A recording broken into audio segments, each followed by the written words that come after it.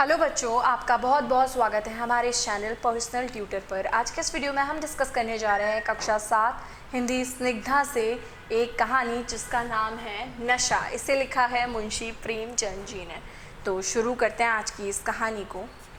ईश्वरी एक बड़े ज़मींदार का लड़का था और मैं एक गरीब क्लर्क था जिसके पास मेहनत मजदूरी के सिवा और कोई जायदाद न थी, है ना। तो यहाँ पर ईश्वरी जो है वो क्या है, एक बहुत बड़े ज़मींदार का बेटा है और लेखक स्वयं एक क्लर्क थे जिन्हें मेहनत मजदूरी करनी पड़ती थी और उनके पास कोई जायदाद भी नहीं थी। हम दोनों में परस्पर बहस होती थी। मैं ज़मींदारों की बुराई करता, उन्हें हिंसक पशु और खून चूसने वाली जोंक और वृक्षों की चोटी पर फूलने वाला बंझा कहता। वह ज़मींदारों का पक्ष लेता पर स्वभावतः उसका पहलू कुछ कमज़ोर होता क्योंकि उसके पास ज़मींदारों के अनुकूल की कोई दलील न थी। तो उसके पास कुछ बोलने के लिए होता नहीं था, तो वो ज़्यादा कुछ कह नहीं पाता था। यह कहना कि सभी मनुष्य बराबर नहीं होते, छोटे बड़े हमेशा ही होते रहते हैं और होते रहेंगे, लचर दलीलें थीं। किसी मानुषीय या नैतिक नियम से इस व्यवसाय का औचित्य सिद्ध करना कठिन था, तो वो बोल नहीं सकते थे। वो कुछ नैतिक नियम उनके पास था नहीं कि वो बता सके कि सभी मनुष्य बराबर होते हैं। मैं इस वाद विवाद की गर्मी में अक्सर तेज हो जाता और लगने वाली बातें कह जाता, लेकिन ईश्वरी हार कर भी मुस्कुराता रहता। मैंने उसे कभी गर्म होते नहीं देखा था। शायद इसका कारण यह था कि वह अपने पक्ष की कमज़ोरी समझता था। नौकरों से वह सीधे मुंह बात ना करता था। अमीरों में एक बेदर्दी और उद्दंडता होती है। मतलब उद्दंडता क्या बोल सकते हैं, उद्दंडता का मीनिंग हम यहाँ पर दे सकते हैं बुरा होना या मुंहफट होना कह सकते हैं हम यहाँ पर। तो उद्दंड मतलब किसी की ना सुनने वाला कह सकते हैं हम यहाँ पर उसे। उद्दंडता नेगेटिव सेंस में बोलने वाला शब्द होता है। इसमें उसे भी प्रचुर भाग मिला, तो वो भी ऐसा ही था। नौकरों को बिस्तर लगाने में ज़रा भी देर की, दूध ज़रूरत से ज़्यादा गर्म या ठंडा हुआ, साइकिल अच्छी तरह साफ़ नहीं हुई तो वो अपने आपे से बाहर हो जाता। सुस्ती या बदतमीज़ी उसे ज़रा भी बर्दाश्त नहीं थी, पर दोस्तों से और विशेषकर मुझसे उसका व्यवहार सौहार्द और नम्रता से भरा होता था। दोस्तों के साथ उसका व्यवहार अच्छा था ईश्वरी का, लेकिन नौकरों के साथ अच्छा नहीं था। शायद उसकी जगह मैं होता तो मुझ में भी वही कठोरता पैदा हो जाती जो उसमें थी, क्योंकि मेरा लोक प्रेम सिद्धांत पर नहीं, निजी दशाओं पर टिका हुआ है। वह मेरी जगह होकर भी शायद अमीर ही रहता, क्योंकि वह प्रकृति से विलासी और ऐश्वर्य प्रिय था। विलास मतलब भोग विलास की उसे बहुत लालसा थी, और ऐश्वर्य यानी कि जो सुख होता है, समृद्धि होती है, उसका उसे बहुत ज़्यादा प्यार था। अब की दशहरे की छुट्टियों में मैंने निश्चय किया कि घर ना जाऊंगा। उसने निश्चय किया। मेरे पास किराए के लिए रुपए ना थे और मैं घर वालों को तकलीफ़ नहीं देना चाहता। जानता हूँ वे कुछ देते नहीं, वह उनकी हैसियत से बहुत ज़्यादा है। वे जो कुछ देते हैं वो उनकी हैसियत से बहुत ज़्यादा है। इसके साथ ही परीक्षा का भी ख्याल था। अब मुझे कुछ पढ़ना बाकी था और घर जाकर कौन पढ़ता है। बोर्डिंग हाउस में भूत की तरह अकेले पड़े रहने को भी जी नहीं चाहता। इसलिए जब ईश्वरी ने मुझे अपने घर चलने का न्योता दिया तो मैं बिना आग्रह के राज़ी हो गया। तो यहाँ राज़ी हो गए वो। ईश्वरी के साथ परीक्षा की खूब तैयारी हो जाएगी। वह अमीर होकर भी मेहनती और ज़हीन है। उसने इसके साथ ही कहा, लेकिन भाई एक बात का ख्याल रखना, वहाँ अगर ज़मींदारी की निंदा की तो मामला बिगड़ जाएगा और मेरे घर वालों को बुरा लगेगा। वह लोग तो आसामियों के इसी दावे से शासन करते हैं कि ईश्वर ने आसामियों को उनकी सेवा के लिए ही पैदा किया है। आसामी वही समझता है। अगर उसे सुझाव दिया जाए कि ज़मींदार को आसामी में कोई मौलिक भेद नहीं है, ज़मींदारों का कहीं पता ना लगे। मैंने कहा, तो क्या तुम समझते हो कि मैं वहाँ जाकर कुछ और हो जाऊँगा? हाँ, मैं तो यही समझता हूँ। तुम गलत समझते। ईश्वरी ने इसका कोई जवाब ना दिया। कदाचित उसने इस मामले को मेरे विवेक पर छोड़ दिया और बहुत अच्छा किया। अगर वह अपनी बात पर अड़ा रहता तो मैं ज़िद पकड़ लेता। तो यहाँ पर ईश्वरी ने बोला कि वहाँ जाकर, मेरे घर जाकर निंदा मत करना ज़मींदारों की, बस तुम बुराई मत करना। सेकंड क्लास तो क्या, मैंने कभी इंटर क्लास में भी सफ़र ना किया था। अब सेकंड क्लास में सफ़र करने का सौभाग्य प्राप्त हुआ। गाड़ी तो 9 बजे रात को आती थी, पर यात्रा के हर्ष में हम शाम को ही स्टेशन जा पहुँचे। कुछ देर इधर उधर सैर करने के बाद रिफ्रेशमेंट रूम में जाकर हम लोगों ने भोजन किया। मेरी वेशभूषा और रंग ढंग से पारखी खानसामों को पहचानने में देर न लगी कि मालिक कौन है और पिछलग्गू कौन है, लेकिन न जाने क्यों मुझे उनकी गुस्ताखी बुरी लग रही थी। पैसे ईश्वरी की जेब से गए, शायद मेरे पिता को जो वेतन मिलता था उससे ज़्यादा इन खानसामों को इकराम में मिल जाता होगा। मतलब जो वेटर्स थे वहाँ के या वहाँ के जो होटल थे उनको लोग वो दे के जाते थे एज अ इनाम, मतलब उनको इनाम के रूप में कुछ पैसे दे करके जाते थे। वो उनके पिता की भी इनकम से ज़्यादा थे। एक अठन्नी तो चलते समय ईश्वरी ने ही दे दी, फिर भी मैं उन सभी से उसी तत्परता और विनय की प्रतीक्षा करता रहा जिससे वे ईश्वरी की सेवा कर रहे थे। ईश्वरी के हुक्म पर सब क्या दौड़ते हैं, लेकिन मैं कोई चीज़ मांगता हूँ तो उतना उत्साह नहीं दिखाते। मुझे भोजन में कुछ स्वाद न मिला, यह भेद मेरे ध्यान को संपूर्ण रूप से अपनी ओर खींचे हुए था। गाड़ी आई, मतलब यहाँ जितना सम्मान ईश्वरी को मिला उतना यहाँ लेखक को नहीं मिला था। गाड़ी आई, हम दोनों सवार हुए। खानसामे ने ईश्वरी को सलाम किया, मेरी ओर देखा भी नहीं। ईश्वरी ने कहा, कितने तमीज़दार हैं ये सब, एक हमारे नौकर हैं कि कोई काम ढंग से नहीं करते। मैंने खट्टे मन से कहा, इसी तरह अगर तुम अपने नौकरों को भी 8 आने रोज़ इनाम दिया करो तो इससे ज़्यादा तमीज़दार हो जाएंगे। तो क्या तुम क्या समझते हो, यह सब केवल इनाम के लालच से इतना अदब करते हैं? जी नहीं, कदापि नहीं। तमीज़ और अदब तो इनके रक्त में मिल गया है। गाड़ी चली, डाक थी, प्रयाग से चली तो प्रतापगढ़ जाकर रुकी। एक आदमी ने हमारा कमरा खोला, मैं तुरंत चिल्ला उठा, दूसरा दर्जा है, 2nd क्लास। उस मुसाफिर ने डिब्बे के अंदर आकर मेरी ओर एक विचित्र उपेक्षा की दृष्टि से देखकर कहा, जी हाँ, सेवक भी इतना समझता है। वह बीच वाली बर्थ पर बैठ गया। मुझे इतनी लज्जा आई कि कह नहीं सकता। भोर होते होते हम लोग मुरादाबाद पहुँचे। स्टेशन पर कई आदमी हमारा स्वागत करने के लिए खड़े थे। 2 भद्र पुरुष थे, 5 बेगारों ने हमारा सामान उठाया। दोनों पीछे पीछे चले। एक मुसलमान था, रियासत अली, दूसरा ब्राह्मण था, राम हरक। दोनों ने मेरी ओर अपरिचित नेत्रों से देखा, मानो कह रहे हो, तुम कोए होकर हंस के साथ कैसे? क्योंकि ईश्वरी जो था वो बहुत पैसे वाला था और लेखक यहाँ गरीब थे, तो उन्होंने बोला, तुम कोए हो और हंस के साथ कैसे बैठे हो? रियासत अली ने ईश्वरी से पूछा, यह बाबू साहब क्या आपके साथ पढ़ते हैं? ईश्वरी ने जवाब दिया, हाँ, साथ पढ़ते भी हैं और साथ रहते भी हैं। यूँ कहिए कि आप ही की बदौलत मैं इलाहाबाद में पढ़ रहा हूँ, मतलब इन्हीं की बदौलत। नहीं, कब का लखनऊ आ गया होता। अब मैं इन्हें घसीट लाया हूँ। इनके घर से कई तार आ चुके थे, मगर मैंने इकरारी जवाब दिलवा दिया। आखिर तार तो अर्जेंट था। उसकी फ़ीस 4 आने प्रति शब्द लगी, पर यहाँ से उसका जवाब भी इनकारी ही गया। मतलब ये अपने घर ना जा कर के मेरे साथ आ गए, मैं इन्हें लेकर के आया हूँ। दोनों सज्जन ने मेरी ओर चकित नेत्रों से देखा, आतंकित हो जाने की चेष्टा करते हुए जान पड़े। रियासत अली ने अर्धशंका के स्वर में कहा, लेकिन आप बड़े सादे लिबास में रहते हैं। ईश्वरी ने शंका निवारण की, महात्मा गांधी के भक्त हैं साहब, खद्दर के सिवा कुछ और नहीं पहनते, पुराने सारे कपड़े जला डाले। यूँ कहो कि राजा हैं, 2.5 लाख सालाना की रियासत है, पर आपकी सूरत तो देखो, मालूम होता है अभी अनाथालय से निकल करके आए हैं। तो ईश्वरी ने यहाँ झूठ बोला, उनको बोला कि गांधी जी के भक्त हैं इसलिए ऐसे हैं, पर लेखक तो स्वयं बहुत गरीब थे, इस कारण वो ऐसे वेशभूषा में थे। राम हरक बोले, अमीरों का ऐसा स्वभाव बहुत कम देखने में आता है, कोई भाप नहीं सकता। रियासत अली ने समर्थन किया, आपने महाराज चांगली को तो देखा होगा, चांगली को देखा होता तो दांतों तले उंगली दबाते। एक गाड़े की मिर्जई और चमरौधा जूते पहनने बाजार में घूमा करते। सुनते हैं एक बार बेगार में पड़ गए थे और उन्हें 10 लाख से कॉलेज खोल दिया। मैं मन में कटा जा रहा था, पर न जाने क्या बात थी कि यह सफ़ेद झूठ उस वक्त मुझे हास्यास्पद ना जान पड़ा।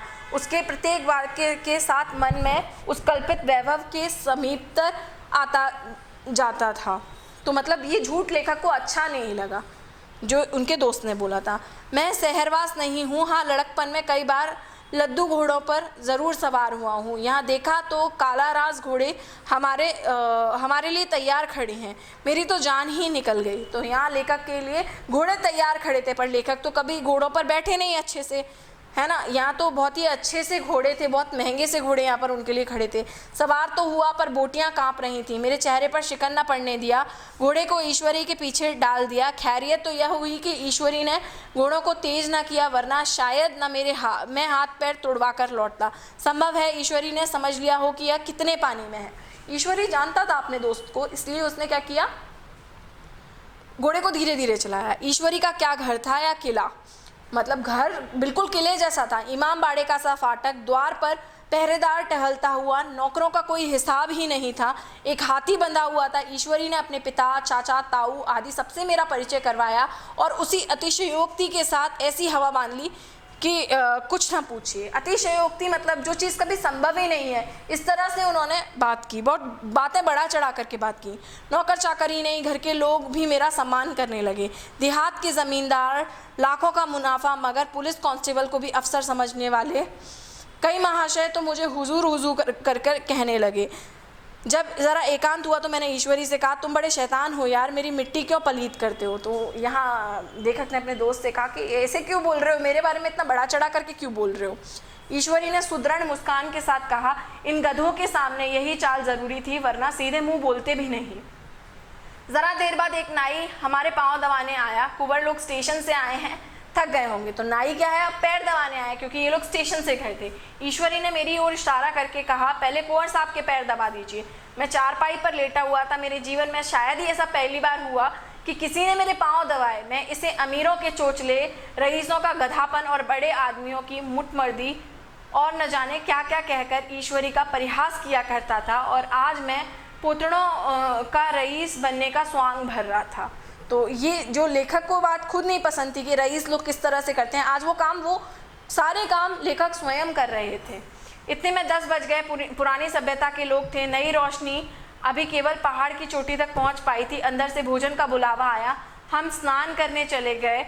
मैं हमेशा अपनी धोती खुद छट लिया करता हूँ, लेकिन यहाँ मैंने ईश्वरी की ही भांति अपनी धोती भी छोड़ दी। तो लेखक ने भी अपनी धोती क्या है, छोड़ दी थी, मगर हाथों से अपनी धोती छांटते शर्म आ रही थी। अंदर भोजन करने चले। होटल में जूते पहने मोज पर जा डटते थे। हाथ पांव धोना आवश्यक था। कहार पानी लिए खड़ा था। ईश्वरी ने पांव बढ़ा दिए, कहार ने उसके पांव धोए। मैंने भी पांव बढ़ा दिए, कहार ने मेरे भी पांव धोए। मेरा यह विचार न जाने कहाँ चला गया था। सोचा था वहाँ देहात में एकाग्र होकर खूब पढ़ेंगे, पर यहाँ सारा दिन सैर सपाटे में कट जाता था। कहीं नदी में बजरे पर सैर करते, कहीं मछलियों या चिड़ियों का शिकार करते रहते, कहीं पहलवानों की कुश्ती देख रहे हैं, कहीं शतरंज पर जमे हैं। ईश्वरी खूब अंडे मंगवाता और कमरे में स्टोव पर आमलेट बनाते। नौकरों का एक जत्था हमेशा घेरे रहता। अपने हाथ पाँव हिलाने की ज़रूरत नहीं थी, केवल जुबान हिला देना काफ़ी था। नहाने बैठे तो आदमी नहलाने को हाजिर, लेटे तो 2 आदमी पंखा झलने को खड़े थे। मैं महात्मा गांधी का कुंवर चेला मशहूर था। भीतर से बाहर तक मेरी धाक थी। नाश्ते में ज़रा भी देर होने पर कहीं कुंवर साहब नाराज़ ना हो जाएं, बिछावन ठीक समय पर लग जाए। कुंवर साहब के सोने का समय आ गया। मैं ईश्वरी से भी ज़्यादा नाजुक दिमाग बन गया था, या बनने पर मजबूर किया गया था। ईश्वरी अपने हाथ से बिस्तर बिछा ले, लेकिन कुंवर मेहमान अपने हाथों से कैसे बिछावन बिछा सकते हैं। उनकी महात्मा में बट्टा लग जाएगा, मतलब कमी हो जाएगी उनकी महानता। तो ऐसा सब वहाँ चल रहा था। एक दिन सचमुच यही बात हो गई। ईश्वरी घर में था, शायद अपनी माता से कुछ बातचीत करने में देर हो गई। यहाँ 10 बज गए। मेरी आंखें नींद से झपक रही थी, मगर बिस्तर कैसे लगाऊं। कुंवर जो ठहरा। कोई 11:30 बजे मेहरा आया। एक बड़ा मुँह लगा नौकर था। घर के धंधों में मेरा बिस्तर लगाने की उसे सुध ना रही, वो भूल गया था। अब जो याद आई तो भागा हुआ आया। मैंने ऐसी डांट लगाई कि उसने भी याद किया होगा। ईश्वरी मेरी डांट सुनकर बाहर निकल आया और बोला, तुमने बहुत अच्छा किया, ये सब हरामखोर इसी व्यवहार के योग्य हैं। तो मतलब लेखक ने भी जो चीज़ लेखक को पसंद नहीं थी वो काम अब लेखक ने खुद कर दिया। इसी तरह ईश्वरी एक दिन एक जगह दावत में गया था। शाम हो गई मगर लैंप ना जला। लैंप मेज पर रखा हुआ था, दिया सलाई भी वहाँ थी, लेकिन ईश्वरी खुद लैंप कभी ना जलाता। फिर कुंवर साहब कैसे जलाएं, झुंझला रहा था। समाचार पत्र रखा हुआ था जी उधर लगा हुआ था, पर लैंप नदारद। देव योग से उसी वक्त मुंशी रियासत अली आ निकले, उन्हीं पर मैं उबल पड़ा। ऐसी फटकार लगाई कि बेचारा उल्लू हो गया। तुम लोगों को इतनी फिक्र भी नहीं है, लैंप तो जलवा दो। मालूम नहीं ऐसे कामचोर आदमियों को यहाँ कैसे गुजर होता है। मेरे यहाँ घंटे भर निर्वाह ना हो। रियासत अली ने कांपते हुए हाथों से लैंप जला दिया। वहाँ एक ठाकुर अक्सर आया करते थे, कुछ मनचला आदमी था, महात्मा गांधी का परम भक्त। मुझे महात्मा जी का चेला समझकर मेरा बड़ा लिहाज करता था, पर मुझसे कुछ पूछते संकोच करता था। एक दिन मुझे अकेला देखकर और हाथ बांधकर बोला, सरकार तो गांधी बाबा के चेले हैं ना। लोग कहते हैं कि यहाँ स्वराज हो जाएगा तो ज़मींदार ना रहेंगे। तो उसने बोला, अगर यहाँ स्वराज हो गया तो ज़मींदार नहीं रहेंगे। मैंने शान दिखाई, ज़मींदारों को रहने की ज़रूरत ही क्या है, यहाँ लोग गरीबों का खून चूसने के सिवा करते क्या हैं। ठाकुर ने फिर पूछा, तो क्या सरकार सब ज़मींदारों की ज़मीन छीन लेगी। मैंने कहा, बहुत से लोग तो खुशी से दे देंगे, जो लोग खुशी से ना देंगे उनकी ज़मीनें छीननी पड़ेंगी। हम लोग तो तैयार बैठे हुए हैं, जो ही स्वराज हुआ अपने सारे इलाके आसामियों के नाम हिवा कर देंगे। मैं कुर्सी पर पाँव लटकाए बैठे था। ठाकुर मेरे पाँव दबाने लगा, फिर बोला, आजकल ज़मींदार लोग बड़ा जुल्म करते हैं सरकार। हमें भी हजूर अपने इलाके में थोड़ी सी ज़मीन दे दें तो चलकर वहीं आपकी सेवा में रहें। मैंने कहा, अभी मेरा कोई अख्तियार नहीं भाई, लेकिन जो ही अख्तियार मिला तो मैं सबसे पहले तुम्हें ही बुलाऊंगा, तुम्हें मोटर ड्राइवरी सिखाकर ड्राइवर बना लूँगा। मतलब जैसे ही मेरा राज्य कायम होगा मैं तुम्हें बुला लूँगा। सुना, उस दिन ठाकुर भी खूब भंग पी और अपनी स्त्री को खूब पीटा और गांव के महाजन से लड़ने को तैयार हो गए। छुट्टी इस तरह समाप्त हुई और हम प्रयाग चले आए। गांव के बहुत से लोग हम लोगों को पहुंचाने आए। ठाकुर तो हमारे साथ स्टेशन तक आया। मैंने भी अपना पाठ खूब सफाई से खेला और अपनी कुब्रोचित विनय और देवत्व की मोहर हर एक के हृदय पर लगा दी। जी तो चाहता था हर एक नौकर को अच्छा इनाम दूं, लेकिन वह सामर्थ्य कहाँ थी। वापसी टिकट था ही, लेकिन गाड़ी में बैठना था, पर गाड़ी आई तो ठसाठस भरी हुई थी। दुर्गा पूजा की छुट्टियां बुक कर सभी लोग लौट रहे थे। सेकंड क्लास में तिल रखने की जगह नहीं थी। इंटर क्लास की हालत तो उससे भी बदतर थी। यही आखिरी गाड़ी थी। किसी तरह रुक ना सकते थे। बड़ी मुश्किल से तीसरे दर्जे में जगह मिली। हमारे ऐश्वर्य ने यहाँ अपना रंग जमा लिया, मगर मुझे उसमें बैठना बुरा लग रहा था। आए थे आराम से, लेटे लेटे जा रहे हैं सुकड़े, पहलू बदलने की भी जगह नहीं थी। कई आदमी पढ़े लिखे भी थे, वे आपस में अंग्रेज़ी राज्य की तारीफ करते जा रहे थे। एक महाशय बोले, ऐसा न्याय तो किसी राज्य में नहीं देखा, छोटे बड़े सब बराबर हैं। राजा भी किसी प्रकार अन्याय करें तो अदालत उनकी भी गर्दन दबा लेती है। एक आदमी जिसकी पीठ पर बड़ा सा गट्ठर बंधा था, वह कलकत्ता जा रहा था। कहीं गठरी रखने की जगह न मिली तो पीठ पर बांधे हुए था। इससे बेचैन होकर बार बार द्वार पर खड़ा हो जाता। मैं द्वार पर उसके पास ही बैठा हुआ था। उसका बार बार आकर मेरे मुंह को अपनी गठरी से रगड़ना बहुत बुरा लग रहा था। एक तो हवा यूँ ही कम थी, दूसरे उस गवार का आकर मेरे मुंह पर खड़ा हो जाना मानो मेरा गला दबाना था। मैं कुछ देर तक जब्त किए बैठे रहा। एकाएक मुझे क्रोध आ गया। मैंने उसे पकड़कर पीछे धकेल दिया, 2 चमाटे जड़ दिए। उसने आंखें निकाल कर कहा, क्यों मारते हो बाबूजी, हमने भी किराया दिया है। मैंने उठकर 2-3 तमाचे और जड़ दिए। गाड़ी में तूफान आ गया। चारों ओर से मुझ पर बौछार पड़ने लगी। अगर इतने नाजुक मिजाज हो तो अव्वल दर्जे में क्यों नहीं बैठे। कोई बड़ा आदमी होगा तो अपने घर का होगा, मुझे इस तरह मारते तो दिखा देता। तो सब लोग यहाँ बोलने लगे कि इतनी नाजुक हो तो अव्वल दर्जे में बैठते, दूसरे दर्जे में क्यों बैठे हो, क्या कसूर था किया था बेचारे ने। गाड़ी में सांस लेने की जगह नहीं, खिड़की पर ज़रा सांस लेने खड़ा तो उस पर इतना क्रोध। अमीर होकर क्या आदमी अपनी इंसानियत बिल्कुल खो देता है। यह भी अंग्रेज़ी राज है जिसका आप बखान कर रहे थे, एक ग्रामीण बोला। दफ्तर माँ घुस पावत नाही औपे इतना मिजाज। ईश्वरी ने कहा, what an attitude you are weird. और मेरा नशा अब कुछ उतरता हुआ सा मालूम हुआ। तो यहाँ पर इन पर भी बहुत ज़्यादा नशा चढ़ गया था दौलत का, क्योंकि इनका मिजाज पूरी तरह बदल चुका था। ये जो मुख्य किरदार जो है इस कहानी के, उनका मिजाज पूरी तरह बदल गया था। जो चीज़ें इन्हें गलत लगती थी वो आज इन्हें सही लग रही हैं। ये दूसरों को मारने लगे थे। जो इनका व्यवहार है वो दौलत के नशे के कारण काफ़ी ज़्यादा बदल चुका था। तो ये कहानी थी नशा। आई होप आपको ये कहानी पसंद आई होगी। वीडियो को लाइक कीजिए, साथ ही साथ चैनल को सब्सक्राइब कीजिए।